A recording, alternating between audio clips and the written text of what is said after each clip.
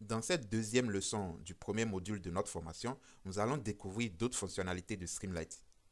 Nous allons créer une data frame Pandas, l'afficher dans une application web Streamlit et créer un graphique à partir de cette data frame et afficher le graphique aussi dans Streamlit. Et vous allez voir que ceci se fait en peu de lignes de code. Et c'est ce qui est intéressant avec Streamlit parce qu'en peu de lignes de code, vous pouvez rapidement mettre une idée en place et développer une application web que vous allez montrer à vos collègues par exemple et ils seront vraiment épatés. Ceci en peu de lignes de code. Donc, tout d'abord, je vous conseille de stopper l'exécution de notre application Hello World. Vous venez au niveau du terminal, vous cliquez, vous faites CTRL-C et ça va stopper l'exécution. Donc, si je viens ici, je peux fermer cet onglet-là. Je reviens au niveau de mon code. Je vais créer un deuxième fichier Python que je vais nommer app.2py. Et je commence par importer les nécessaires. Donc, la première des choses, naturellement, c'est d'importer Streamlit. Ici, on va importer Pandas puisque nous allons créer une data frame Pandas. On va importer NumPy aussi. D'accord?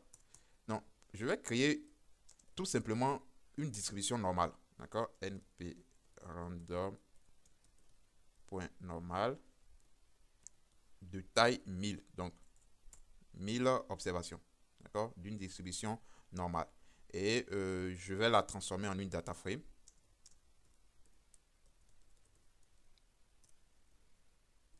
Data colonne égale, je vais dire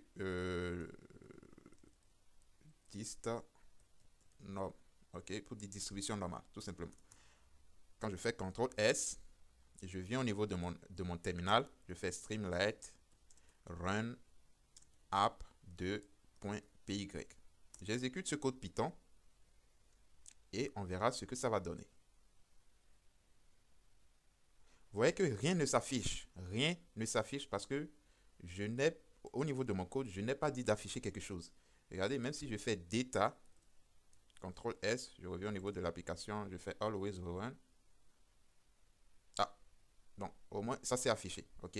Ça, je viens de découvrir qu'on peut afficher tout simplement quelque chose comme ça dans Streamlit. Sinon, avec la fonction stWrite, on peut le faire. Donc, on peut faire tout simplement pour l'afficher, on peut faire st.write data.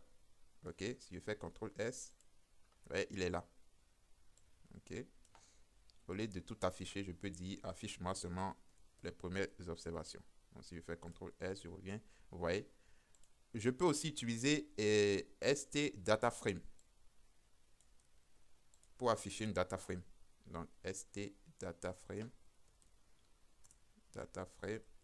vous allez voir que c'est la même chose. stWrite, st data frame, appliqué à une data frame, ça affiche tout simplement la data frame.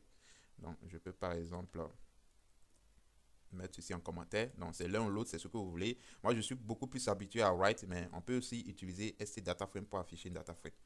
Maintenant, ce qu'on va faire, on va créer un graphique avec matplotlib. Donc, j'importe matplotlib, matplotlib.pplot as plt.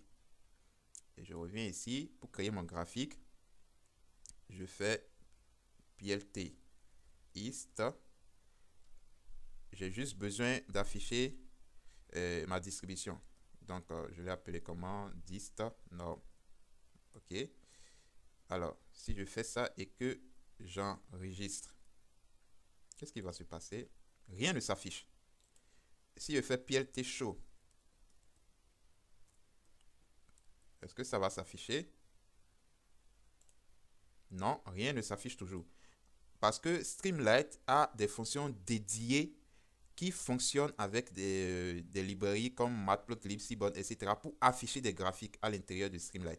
Donc, c'est tout simplement stpyplot. Tout simplement comme ceci. J'exécute et vous allez voir que cette fois-ci, ça va s'afficher. On regarde. Voilà l'histogramme de ma distribution normale qui s'affiche. Mais il y a un warning. Il y a un warning qui m'explique que, en fait, st.pplot a besoin d'avoir à l'intérieur un argument qui représente la figure en question. Parce que moi, dans mon code, je n'ai pas cet argument à l'intérieur. C'est pour ça que le warning s'affiche. Pour supprimer ce warning, il me propose d'écrire le code comme ceci. Eh bien, je ne vais pas me faire prier. Je vais copier ça. Donc, voilà, fig pt subplots. Et ici, .is et à l'intérieur, fig. D'accord? Et quand je fais CTRL S maintenant, vous allez voir que le warning a disparu. Voilà. Donc, je viens de créer une application toute simple qui permet d'afficher une distribution normale et de tracer l'histogramme de cette distribution normale.